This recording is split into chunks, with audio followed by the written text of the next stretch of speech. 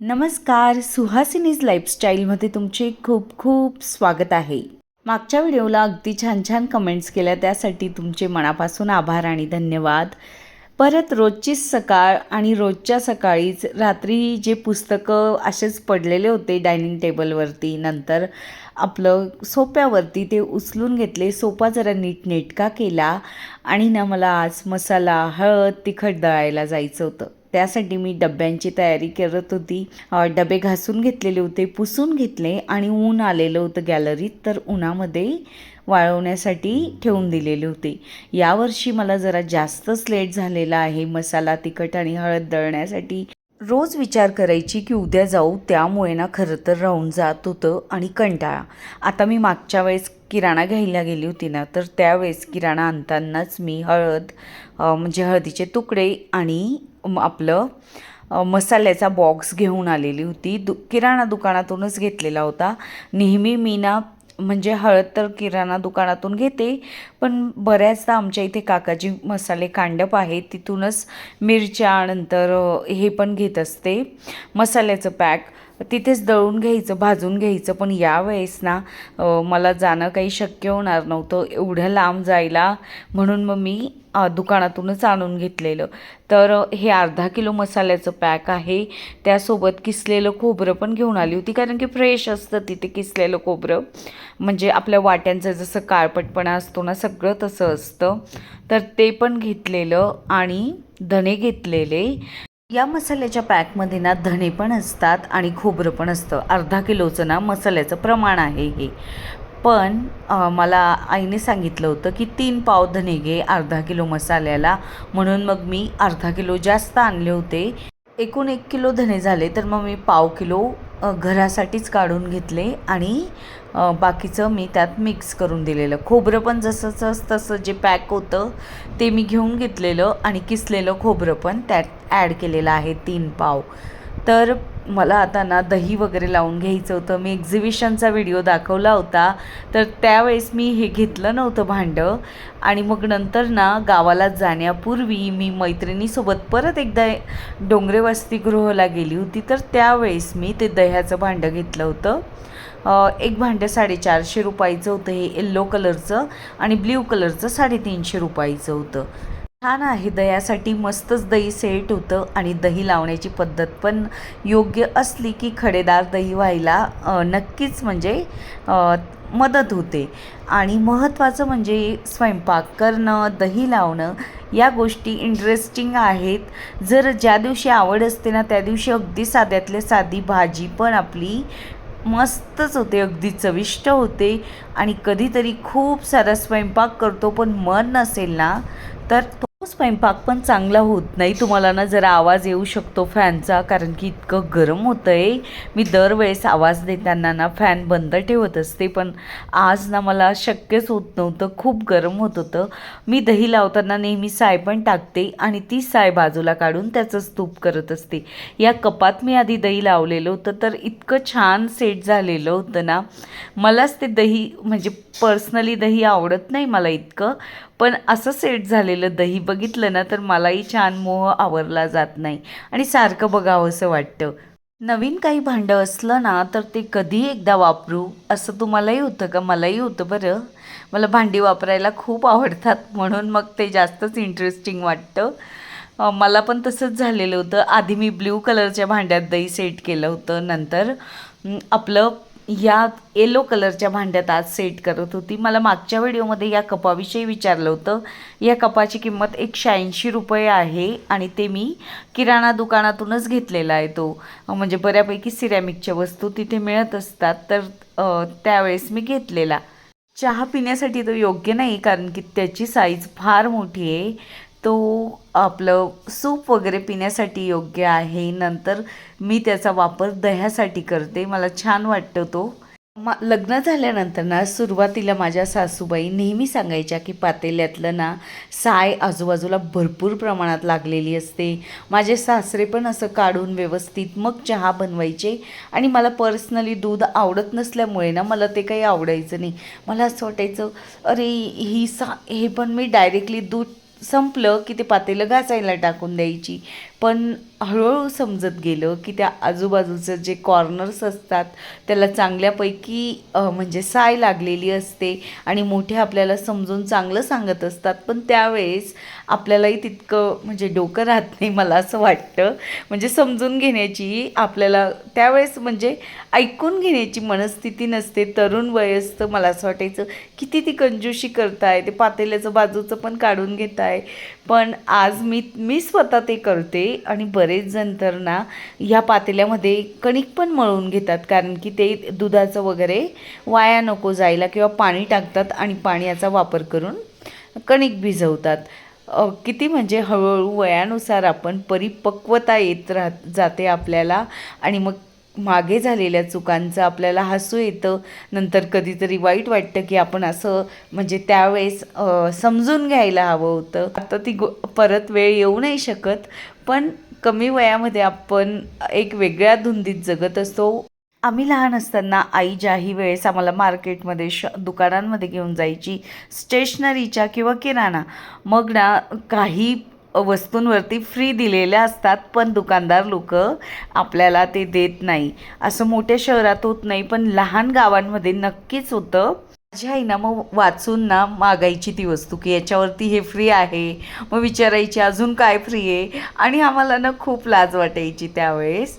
आणि आता मी ते करते स्वतः, तर मला असं वाटतं म्हणजे फ्री मिळालेली वस्तूची काहीतरी वेगळाच आनंद असतो, पण त्यावेळेस आपल्याला ते कळत नाही. विद्यार्थी दशेत असं वाटतं अरे काय फ्री वस्तू मागते दुकानदाराकडून आई, आणि आपण घेऊ ना विकत, कशाला असं करते. पण स्वतः त्या स्टेजला गेल्यानंतर आपल्याला समजतं की आपल्यालाही छान वाटतं की एखाद्या प्रॉडक्टवरती एखादं फ्री असेल तर आपण अगदी हक्काने दुकानदारांकडून घेत असतो.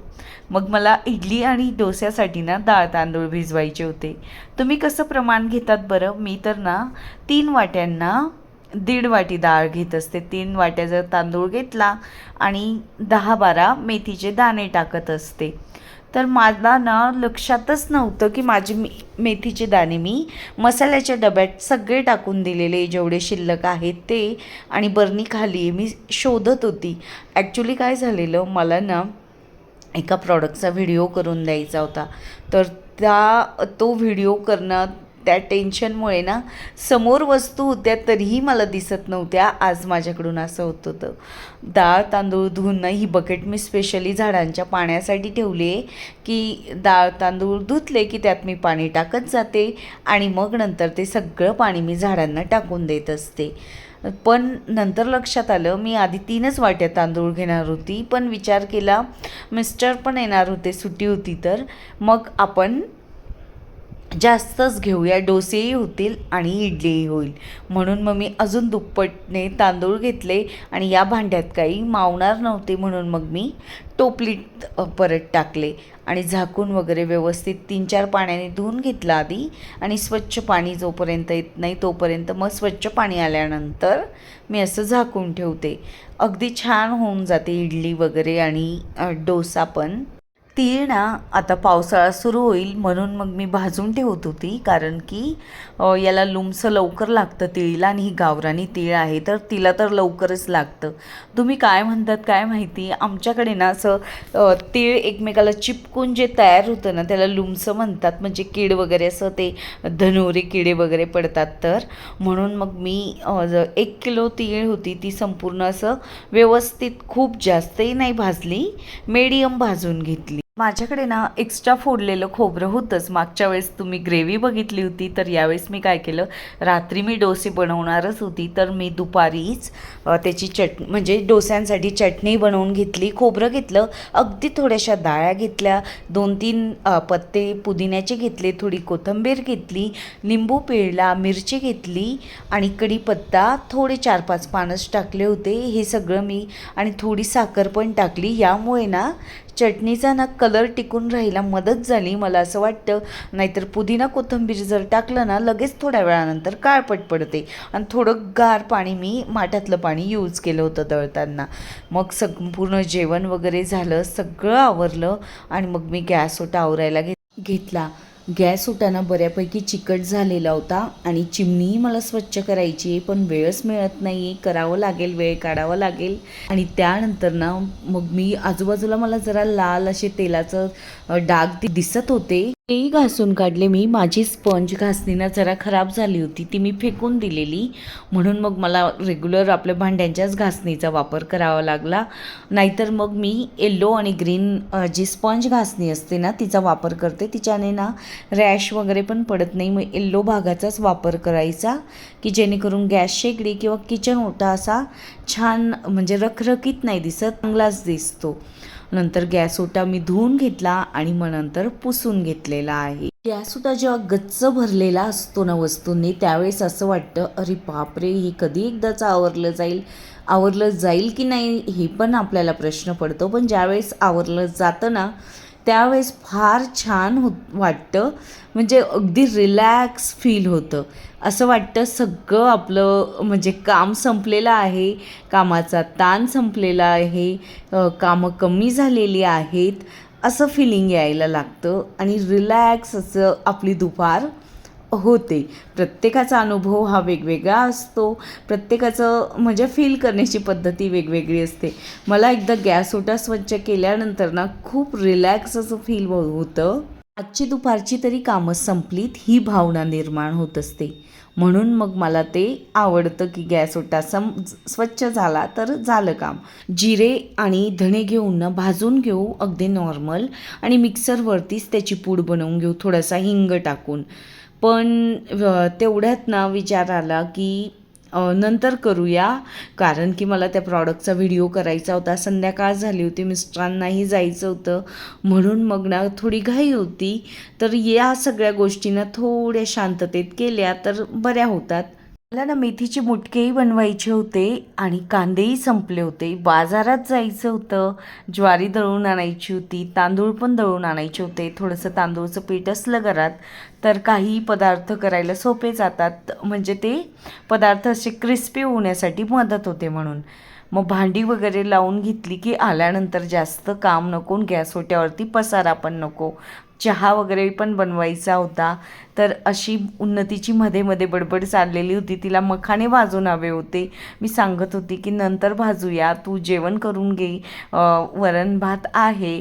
पण मुलांना पण ज्या वेळेस आपल्याला घाई असते त्यावेळेस त्यांना काहीतरी वेगळं हवं असतं. नंतर काय झालेलं, आता सध्या सुट्टीमुळे कुणाचं तरी येणं जाणं चालूच होतं. मग माझ्या नाश्त्याच्या खूप साऱ्या प्लेट्स बाहेर आलेल्या होत्या आणि ज्या प्लेट्स मी अगदी फक्त सारख्या ठेवते, तो सगळं जी ट्रॉली आहे ती जरा विस्कटून गेलेली आहे. मागेच मी 1.5-2 महिन्यापूर्वी रचल्याच होत्या ट्रॉल्या. आता विचार आला की आता परत रचायची वेळ आलेली आहे की काय, कारण की रोज आपण हाताळत असतो या गोष्टी आणि त्या कधीतरी घाई गडबडीत बदल होतात आणि बदलमध्ये मग खूप पसाऱ्यासारखं फिलिंग यायला लागतं. माझं ताटल्यांचं अगदी तसंच झालेलं आहे. आता लवकरच आवरून घ्यावं लागेल. जीही भांडी होती ती सगळी मी अगदी जागच्या जागी लावून घेतली आणि मग मी चहा करायला घेतला. या छोट्याशा बरणीतले वेलदोडे संपले होते, म्हणून मग मी वेलदोडेही आणलेले होते मागेच, तर ते भरून घेतले. आणि वेलदोड्याचा चहा कुणाला आवडतो बरं, तेही मला नक्की सांगा. आधी मला आल्याचा आवडायचा, आता वेलदोड्याचा आवडतो. वेलदोड्याशिवाय मला चहा जातच नाही. तुमच्याकडे कधी आली तर नक्कीच वेलदोड्याचा चहा पाजा बरं, गंमत करते. नंतर आता मग जेवणाची तयारी संध्याकाळची सुरू केलेली, कारण की व्हिडिओ करताना 1-1.5 तास जास्तीचा लागत असतो. मेथी वगैरे निवडून घेतलेली होती आणि कोथिंबीर निवडून स्वच्छ करून ठेवलेली होती मी. कांदा कापून घेतला, 8-10 लसणाच्या पाकळ्या घेतल्या, थोडे धणे घेतले, जिरं घेतलं, ओवा घेतलेल्या. ओवा कुटून नाही घेतल्या, पण मी बाजूला परातीत टाकून दिल्या होत्या. आणि हे सगळं हिरवी मिरची पण घ्यायची, छान चव येते याच्याने, पण मी हिरवी मिरचीचा वापर केलेला नाही यावेळेस. मागच्या आठवड्यात मी आमच्या गल्लीतच गेली होती, म्हणजे बाजाराची गल्ली आहे तिथे. मला तिथे नीलमताई भेटलेल्या. त्या कल्याणला राहत होत्या. त्यांच्या मिस्टरांची ट्रान्सफर इकडे झालेली, त्यानिमित्ताने त्याही इकडे आलेल्या आणि त्यांना इतका आनंद झाला मला सुरुवातीला थोडंसं म्हणजे त्या मला ओळखत असल्या पण मी त्यांना ओळखत नव्हती, त्यामुळे मला थोडंसं वेगळं म्हणजे एक वेगळं फिलिंग येत होतं. पण ज्यावेळेस तुमचं माझ्याशी इतक्या प्रेमाने बोलत होत्या आणि अगदी हात पकडून मलाच खूप अगदी छानही वाटत होतं. मी थोडी भांबावली पण होती आणि नंतर ना मग रिलॅक्स झाली आणि ओळखीच्या आहेत म्हणजे असं फील झालं. मग छान वाटलेलं. खूप म्हणजे आनंद झालेला की ज्यावेळेस तुम्ही भेटल्यानंतर मला भरभरून प्रतिक्रिया देत असतात ना, त्यावेळेस काय भावना असते ना, पैसे कमी जरी मिळाले यातून पण तुमचं प्रेम जे मिळतं ना ते अमूल्य असतं. मला सगळेच जण भेटल्यावर ज्याही वेळेस जिथं गेल्यावर भेटतात ना, खूप छान वाटतं मला आणि आनंदही होतो. मनापासून नीलमताई तुमचे आभार. तुम्ही एवढ्या छान माझ्याशी म्हणजे बोलत होत्या, नंतर कौतुक करत होत्या सगळ्या गोष्टींचं, त्यासाठी खरंच मी आभारी आहे. मेथी ना 3 ते 4 वाट्या घेतलेल्या आहेत. 2 वाट्या कोथिंबीर घेतलेली आहे. 7-8 लसणाच्या पाकळ्या घेतल्या आहे. जास्त घेतल्या तरी चालतात. जिरं घेतलं आहे, धणे घेतलेले आहेत, हिरवी मिरची घेतली तर ती पण फार छान लागते. आणि हे सगळं मिश्रण मी खलबत्त्यात कुटून घेतलं होतं. मेथी आणि कोथिंबीर अशी चिरून टाकलेली आहे इथे. ज्वारीचं पीठ घेतलेलं आहे 2 वाट्या आणि नंतर ना 1 वाटी हरभरा डाळीचं पीठ घेतलं आहे. 1 वाटी गव्हाचं पीठ घेतलेलं आहे. असं मिश्रण भिजवून घेतलं. याचे तर मी पराठेही लाटू शकले असते असं वाटत होतं. मला मुटके वाफवण्यासाठी आपल्या गॅसचा म्हणजे वापर करायचा नव्हता किंवा म्हणजे स्टीमर वगैरे आपलं घरातलं असतं त्याचाही वापर करायचा नव्हता. माझ्याकडे अगारोची मल्टीकुक केटल आहे तर तिचा वापर करायचा होता. ही अगदी मस्तच म्हणजे खूप इझिली यूज करू शकतो अशी आहे. हिला ऑन ऑफसाठी 1 बटन आहे. 1 आणि 2 हे स्पीडसाठी दिलेलं आहे. नंतर हे स्टीमरसाठी दिलेलं आहे.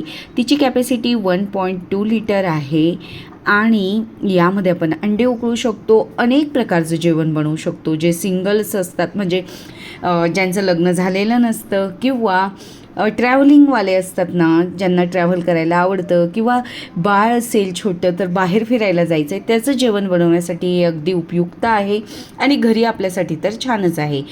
यात आपण पाणी उकळू शकतो, चहा बनवू शकतो, कॉफी, नंतर असं काहीतरी जेवण म्हणजे वाफवून घेऊ शकतो आपण.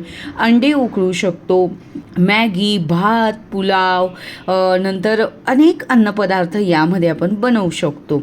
या केटलची बॉडी डबल लेयर्ड आहे. बाहेरून प्लास्टिक आणि आतून स्टीलची आहे. इनर पॉटची कॅपॅसिटी 1.2 लिटर आहे. फूड ग्रेड मटेरियलने बनवलेला आहे. 600 वॅट आहे याची पॉवर आणि यात आपण चहा, कॉफी म्हणजे पाणी उकळू शकतो आणि अनेक अन्नपदार्थ तर बनवू शकतो. या स्टँडचा वापर आपण ग्रिलिंग करण्यासाठी किंवा आपल्याला केक वगैरे बनवायचा असेल, ढोकळा बनवायचा असेल तर जे हे भांडं दिलेलं आहे तर त्याच्यासाठी ना अशा पद्धतीने करू शकतो. बॉइलिंग रॅक दिलेला आहे, त्यामध्ये आपण अंडे उकळू शकतो आणि हे फूड ग्रेड मटेरियलपासून बनवलं आहे म्हणून काही प्रॉब्लेम नाही. डिस्क्रिप्शन बॉक्समध्ये मी नक्कीच याची लिंक देईल. तुम्हाला आवडलं तर नक्की घ्या.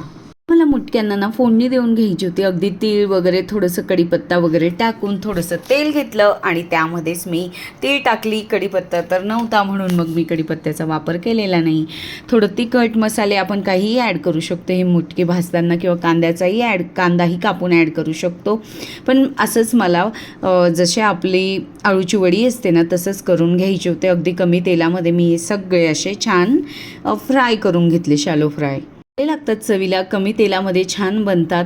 त्यामुळे ना मुलांनाही आवडतात. ज्वारीचं पीठ वापरलेलं आहे त्यामुळे मऊ बनतात आणि तांदळाच्या पिठामुळे क्रिस्पी बनतात, डाळीच्या पिठामुळे. मग मला नंतर ना बेडरूम आवरून घ्यायचा होता, कपड्यांच्या घड्या करून घ्यायच्या होत्या, बेडवरती म्हणजे बेडशीट्स नीट करून घ्यायचं होतं, ब्लँकेटची घडी करायची होती. आपल्याकडे सुरुवातीला ना रात्री जरा गरम होतं पण नंतर गारवा पसरतो आणि तेव्हा ना पांघरायला लागतंच.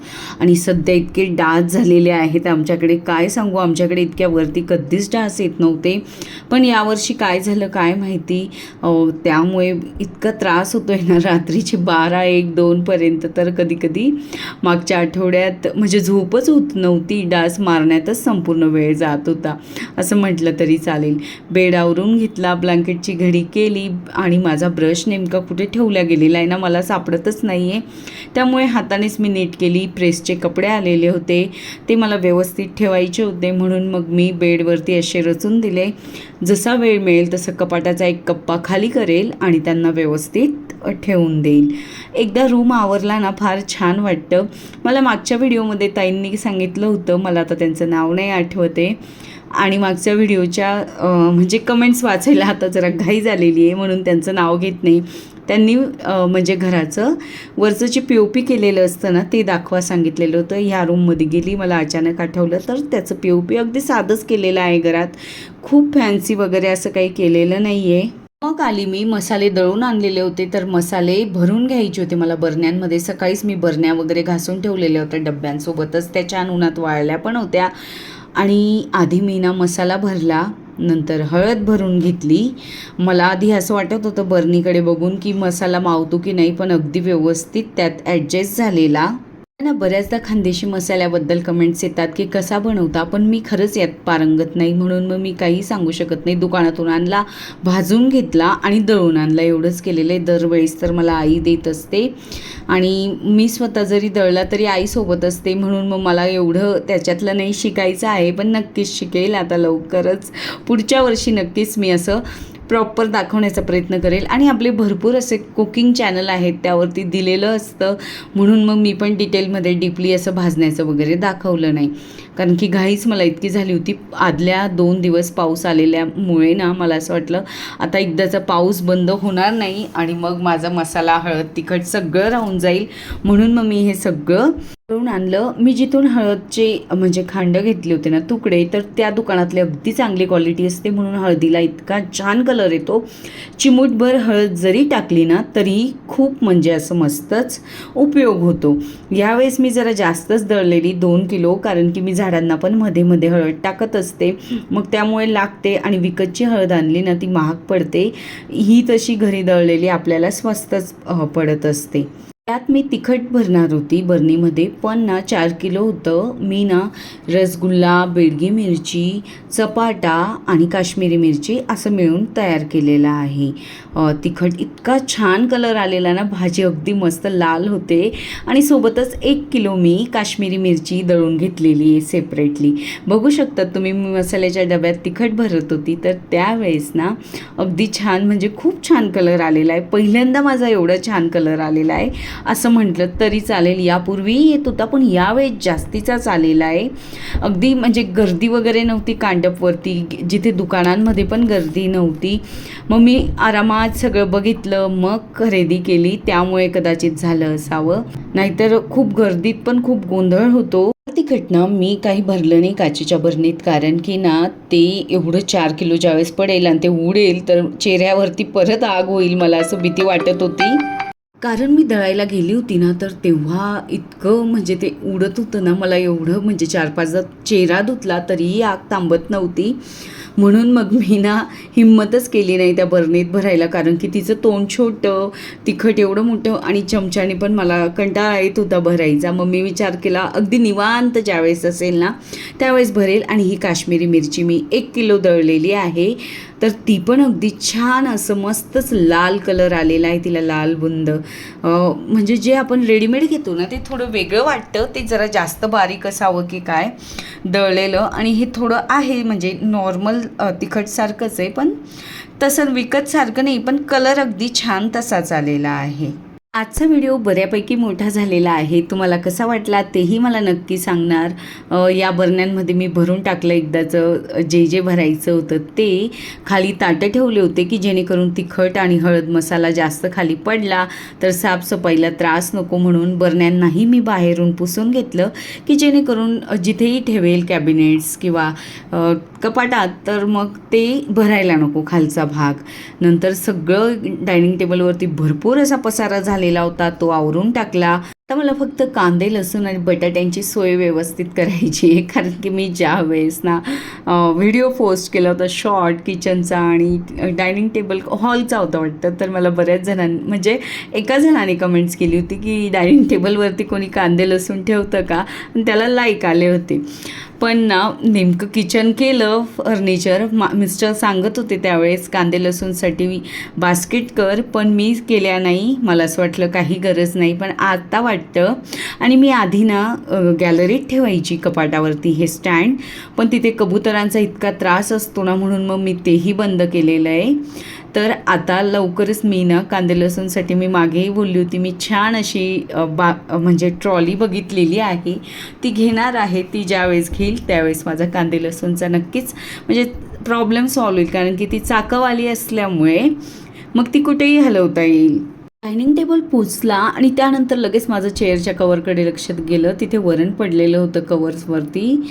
तर मग त्या परत मी धुवायला टाकल्या आणि ना नवीन, मला असं वाटलं नको नवीन दुसऱ्या घालायच्या, ह्या वाळतील लगेच, यांचं मटेरियल लगेच वाळतं, मग त्यामुळे मी तसंच चेअर वगैरे ठेवून दिल्या.